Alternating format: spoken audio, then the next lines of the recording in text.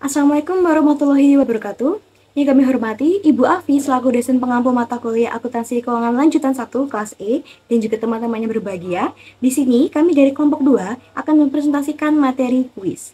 Nah, sebelumnya berikut adalah nama anggota dari kelompok kami.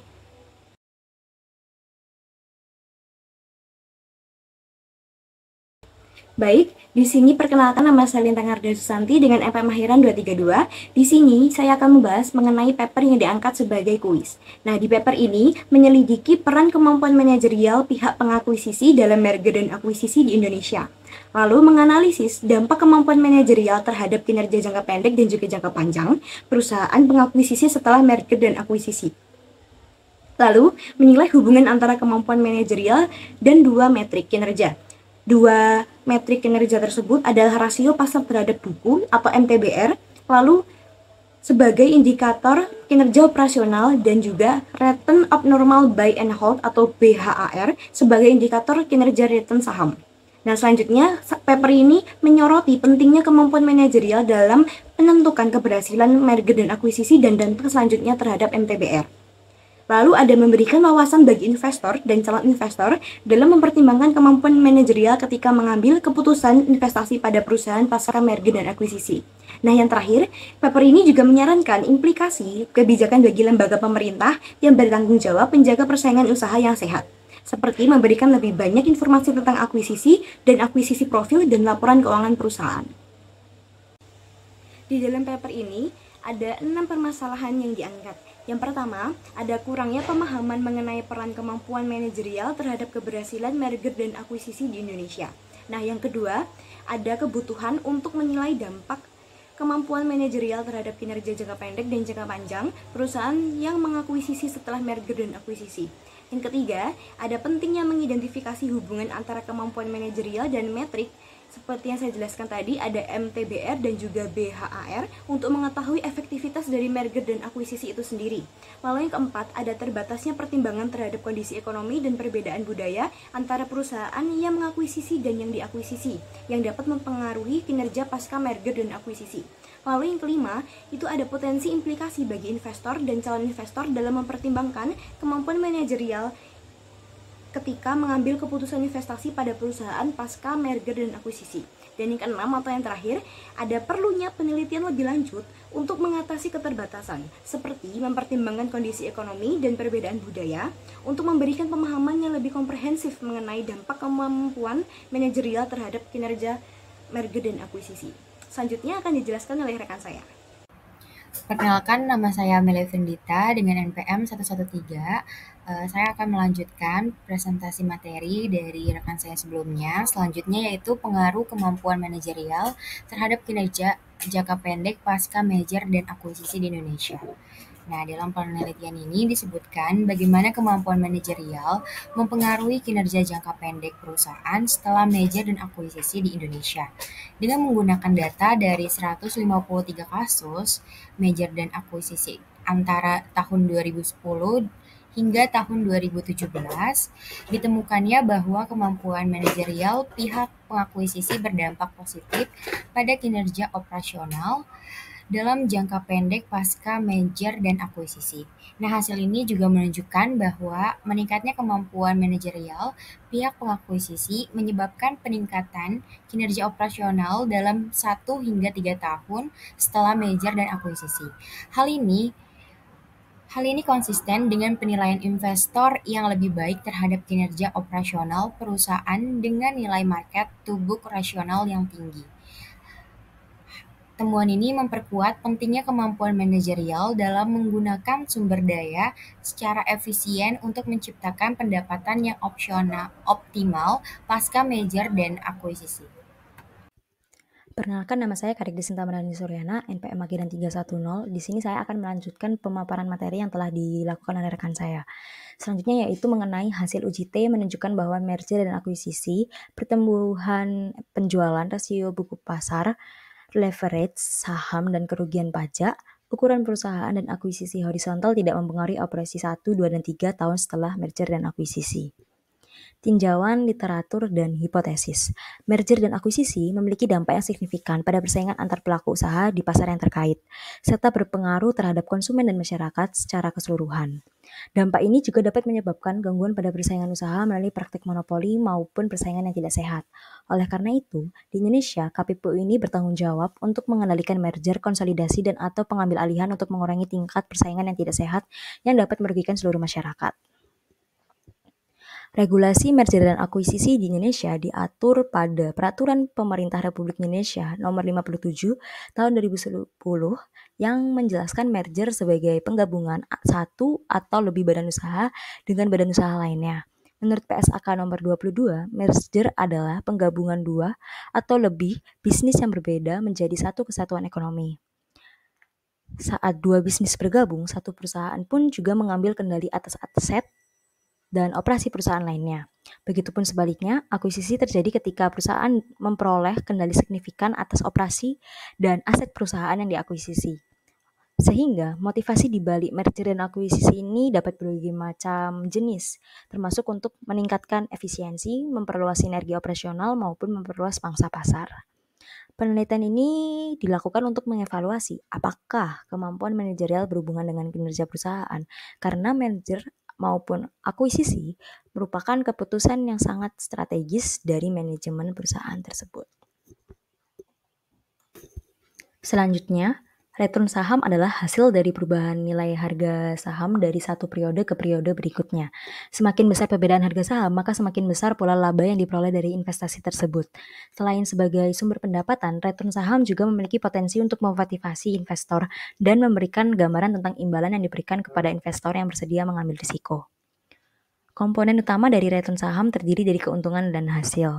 Keuntungan terjadi ketika harga jual saham lebih tinggi daripada harga beli di pasar sekunder, sementara hasil merujuk pada pendapatan periodik seperti dividen maupun bunga.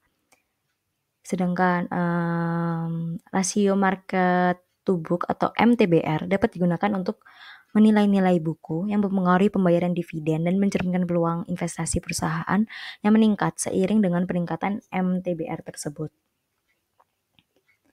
Harga saham juga mencerminkan harapan tentang kinerja masa depan perusahaan.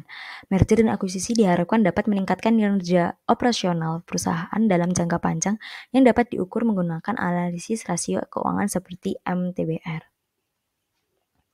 Dalam konteks pengambilan keputusan merger dan akuisisi, manajerial yang kompeten sangat diperlukan untuk merencanakan dan mengelola risiko guna mencapai sinergi yang diharapkan.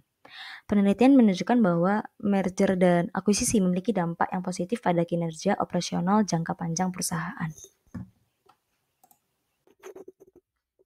Selanjutnya, teori berbasis sumber daya menekankan pentingnya penggunaan sumber daya strategis perusahaan untuk membangun keunggulan kompetitif jangka panjang yang menjadi dasar dari hipotesis dalam penilaian ini. Berikut ini hipotesis yang diperlukan, yaitu hipotesis 1, kemampuan manajerial perusahaan pengakuisisi berpengaruh positif terhadap rasio pasar terhadap buku atau MTBR. Hipotesis yang diturunkan adalah sebagai berikut. Hipotesis 1A, kemampuan manajerial perusahaan pengakuisisi berpengaruh positif terhadap kinerja operasional 1 tahun setelah merger dan akuisisi. Hipotesis 1B, kemampuan manajerial perusahaan pengakuisisi berpengaruh positif terhadap kinerja operasional 2 tahun setelah merger dan akuisisi. Hipotesis 1C, kemampuan manajerial perusahaan pengakuisisi berpengaruh positif terhadap kinerja operasional 3 tahun setelah merger dan akuisisi. Hipotesis pertama diuji tanpa dengan variabel kontrol. Untuk pembahasan materi berikutnya akan dijelaskan oleh rekan saya. Perkenalkan, nama saya Yohana Ninfa Putri dengan NPM 296. Selanjutnya, saya akan menjelaskan terkait kemampuan manajerial memiliki dampak positif terhadap buy and hold abnormal return sebagai indikator kinerja return saham dalam jangka panjang. Penelitian ini memiliki tujuan untuk menyelidiki peran kemampuan manajerial dalam konteks merger dan akuisisi di Indonesia dengan fokus pada kinerja jangka pendek dan jangka panjang, serta jenis merger dan akuisisi yang terjadi antara tahun 2010 hingga tahun 2017. Dua metrik utama yang digunakan dalam penelitian ini yaitu rasio pasar terhadap buku sebagai indikator kinerja operasional dan return abnormal buy and hold sebagai indikator kinerja return saham. Dengan menganalisis data dari 153 kasus merger dan akuisisi, studi ini menggunakan teknik regresi dan perbedaan untuk mengungkap bahwa kemampuan manajerial pihak pengakuisisi memiliki dampak positif terhadap kinerja operasional dan kinerja return saham. Hasil ini mengindikasikan bahwa kemampuan manajerial yang lebih tinggi dapat memastikan keberhasilan merger dan akuisisi dalam jangka panjang. Implikasi dari hasil sebelumnya yaitu para investor dan calon investor disarankan untuk mempertimbangkan kembali kemampuan manajerial dalam pengambilan keputusan investasi pada perusahaan yang terlibat dalam merger dan akuisisi. Dengan demikian, penelitian ini memberikan kontribusi penting dalam memperkaya literatur merger dan akuisisi dengan perspektif yang relevan terkait kinerja jangka pendek dan jangka panjang perusahaan yang mengakuisisi di Indonesia. Untuk materi selanjutnya akan dijelaskan oleh rekan saya. Perkenalkan, di sini saya Anjunia dan Syaputri dengan NPM akhir 017. Di sini saya akan menjelaskan tentang koefisien determinasi atau R pangkat 2 untuk BHR1, BHR2, dan BHR3 atau 1, 2, dan 3 tahun setelah merger dan akuisisi. Dengan variabel kontrol menunjukkan hubungan yang kuat yang menunjukkan bahwa kemampuan manajerial mempengaruhi kinerja operasi dalam jangka panjang. Nah, di sini ada contoh dari tabel 7, 8, dan tabel 9. Nah, selanjutnya di sini ada penjelasan untuk tabel 7, 8, dan 9. Nah, dalam tabel 7 untuk H2A dengan variabel kontrol nilai R pangkat 2 adalah 0,938 atau yaitu hubungan yang sangat kuat dan lebih besar daripada H2A tanpa variabel kontrol, yaitu R sama dengan 0,062 atau tidak ada hubungan. Nah, ini berarti bahwa kebaikan penyesuaian garis regresi H2A dengan variabel kontrol lebih baik daripada yang tanpa variabel kontrol. Nah, untuk H2B dan H2C, untuk kinerja jangka panjang, makna R yaitu sama. Untuk uji hipotesis menggunakan uji T. Disarankan untuk menggunakan regresi dengan variabel kontrol.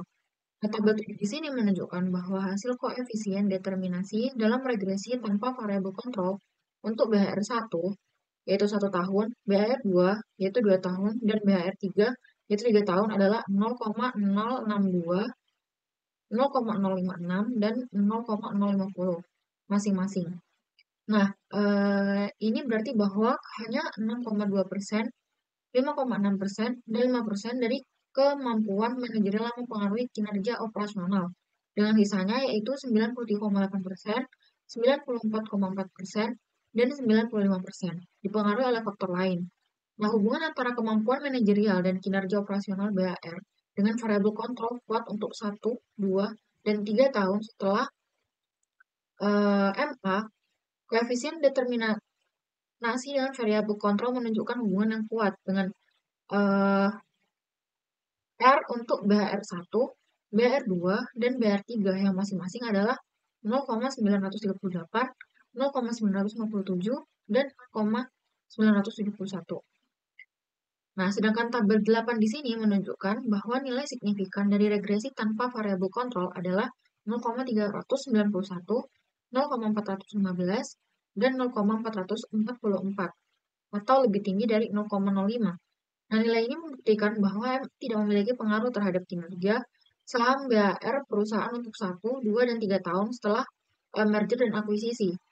Nah, hasil analisis regresi tanpa variabel kontrol menunjukkan bahwa MA tidak mempengaruhi pengembalian saham atau BHR 1 tahun, 2 tahun, dan 3 tahun setelah merger dan akuisisi. Meskipun memiliki pengaruh positif, hasil penelitian ini tidak mendukung hasil penelitian yang dilakukan oleh Choi dan Chi Moon Leung tahun 2020 yang menyatakan bahwa MA memiliki efek positif terhadap pengembalian saham atau BHR 1 tahun setelah merger dan akuisisi. Nah, sedangkan dari tabel 9 di sini, hasil uji T dalam regresi dengan variabel kontrol untuk 1 tahun setelah merger dan akuisisi menunjukkan bahwa kemampuan manajerial tidak mempengaruhi kinerja operasional nilai saham atau nilai P sebesar 0,098 lebih tinggi dari 0,05.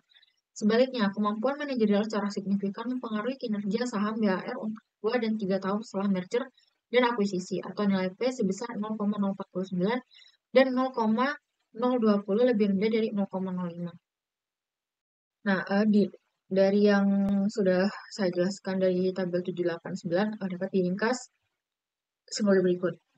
Berdasarkan tabel 7, 8, dan 9, nilai koefisien determinasi atau R pangkat 2 untuk BHR1, BHR2, dan BHR3 dengan variabel kontrol 0,957, 0,971, dan 0,995. Nah, nilai R pangkat 2 di sini yang tinggi ini menunjukkan hubungan yang sangat kuat antara kemampuan manajerial dan kinerja operasional 1, 2, dan 3 tahun setelah merger dan akuisisi. Ini menunjukkan bahwa kemampuan manajerial memiliki pengaruh signifikan terhadap kinerja operasional dalam jangka panjang. Nah, analisis lebih lanjut dari tabel yang disediakan pada gambar yang tadi menunjukkan bahwa yang pertama, tanpa variabel kontrol, hubungan antara kemampuan manajerial dan BHR tidak signifikan.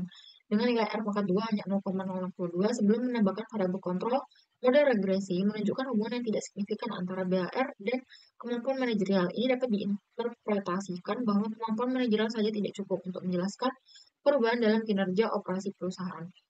Yang kedua, setelah memasukkan variabel kontrol, nilai F dan SIG meningkat secara signifikan, menunjukkan bahwa model regresi dengan variabel kontrol memberikan penjelasan yang lebih baik tentang hubungan antara kemampuan manajerial dan kinerja operasi perusahaan. Ini menegaskan pentingnya mempertimbangkan faktor-faktor lain yang mungkin mempengaruhi kinerja operasi selain kemampuan manajerial. Untuk selanjutnya akan dijelaskan oleh rekan saya. Perkenalkan, nama saya Gabriela Zilina Instralenza dengan NPM 115.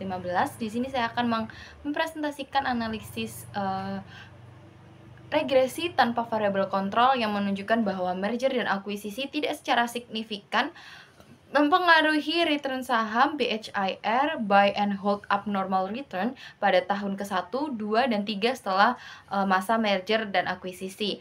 Nah, di sini pada tabel ke-7 ini saya akan berfokus pada hipotesis H2A, yaitu kemampuan manajerial perusahaan pengakuisisi berpengaruh positif terhadap return saham 1 tahun setelah merger dan akuisisi. Nah, pada tabel ini untuk H2A-nya dengan tanpa variabel kontrol dengan R2 sebesar 0,062 lebih lemah dan tidak ada hubungan dibandingkan dengan hipotesis H2A dengan variabel kontrol sebesar 0,938. Nah, pada koefisiensi determinasi ini, regresi tanpa variabel kontrol pada BHIR1, BHIR2, dan BHIR3 berturut-turut hanya 6,2%, 5,6%, dan 5% kemampuan manajerialnya yang dapat mempengaruhi kinerja operasionalnya. Selanjutnya di sini saya akan menjelaskan mengenai tabel 8 dengan t-test of hypothesis without control variable. Di sini nilai signifikansi regresi tanpa variabel kontrol adalah 0,391, kemudian 0,415 dan 0,44. Jadi lebih tinggi dari nilai 0,5 ini. Nilai tersebut membuktikan bahwa merger dan akuisisi tidak mempunyai pengaruh terhadap kinerja saham BHIR selama 1, 2, 3 tahun setelah masa merger dan akuisisi. Selanjutnya, hasil analisis regresi tanpa variabel kontrol ini menunjukkan bahwa merger dan akuisisi tidak berpengaruh terhadap return saham BHIR1, BHIR2, dan BHIR3 setelah merger dan akuisisi, meskipun mempunyai pengaruh yang positif. Nah, hasil penelitian ini tidak mendukung hasil penelitian yang dilakukan oleh Cui dan Chi Mun Leong pada tahun 2020 yang menyatakan bahwa merger akuisisi ini berpengaruh positif terhadap return saham BHIR 1 tahun setelah masa merger dan akuisisi.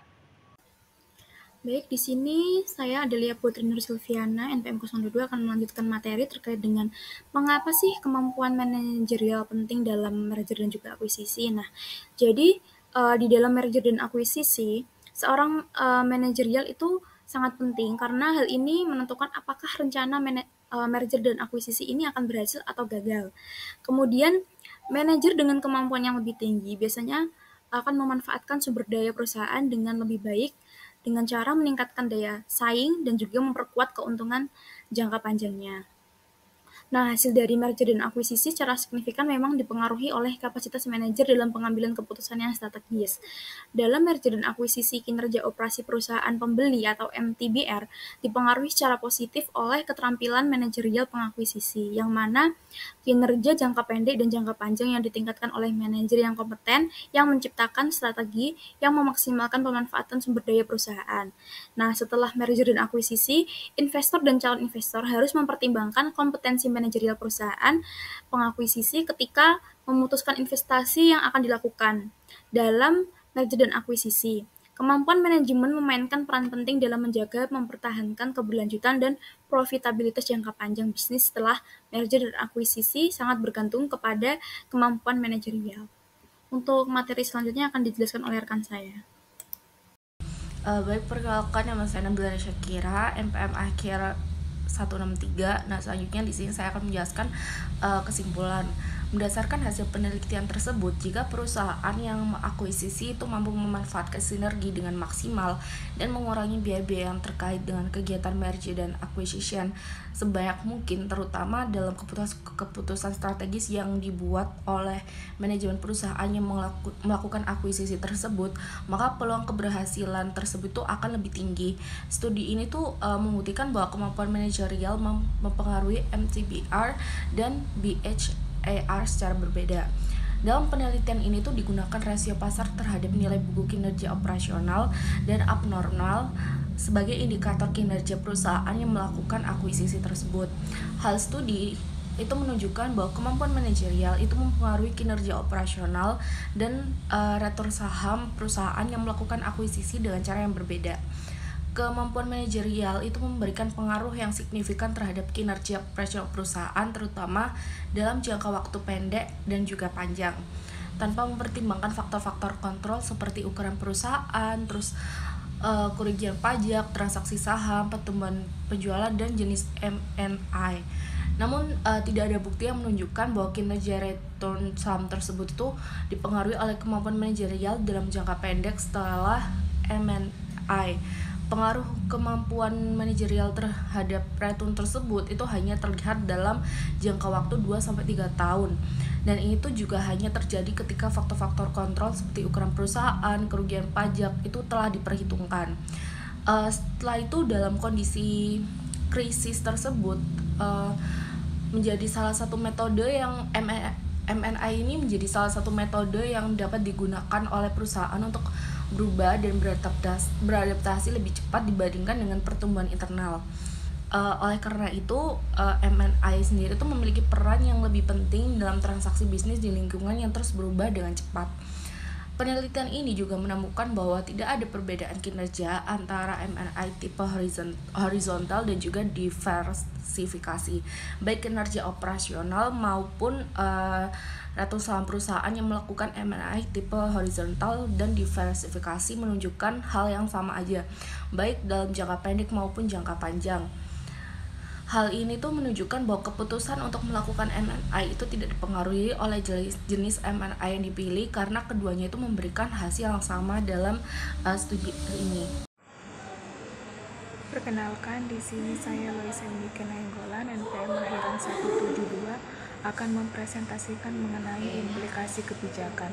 Dengan mempertimbangkan peran Komisi Pengawas Persaingan Usaha atau KPPU sebagai badan pemerintah yang bertugas menjaga persaingan bisnis yang adil, studi ini mengusulkan agar KPPU tidak hanya memberikan daftar perusahaan yang melakukan akuisisi dan yang diakuisisi, tetapi juga informasi tambahan seperti profil perusahaan, laporan keuangan khususnya untuk perusahaan yang tidak terdaftar di Bursa Efek Indonesia, dan informasi lainnya.